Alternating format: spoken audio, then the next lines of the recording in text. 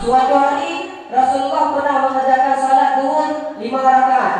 Sebenarnya sembahyang zuhur itu 4 rakaat. Akan tetapi Rasulullah SAW pernah mengerjakan sampai 5 rakaat.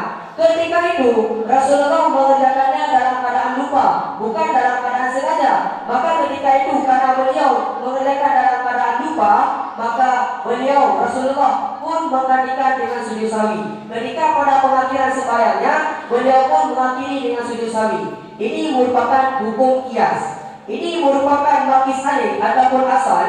Sedangkan yang telah disebutkan di belakang seperti dalam fakir rukun sendiri, itu merupakan farah, hukum makis yang dikiaskan. Maka antara makis dan makis alih, kalau ini dikiaskan sesuatu, maka dia harus memiliki sebuah ilat berkumpul antara keduanya.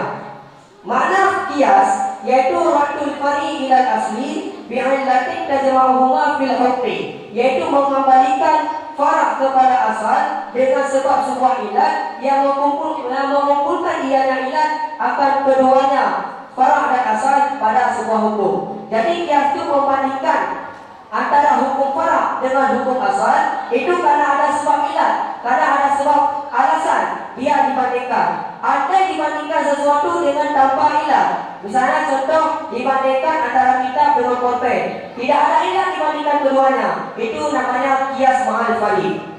Sedangkan kias itu terbagi kepada 3. Yang pertama yaitu kias ilat, yang kedua merupakan kias dilalah, dan yang ketiga merupakan kias cabang. Sedangkan kias yang kita bahas di sini merupakan kias dilalah. Nama lain daripada kias dilalah yaitu kias musawi.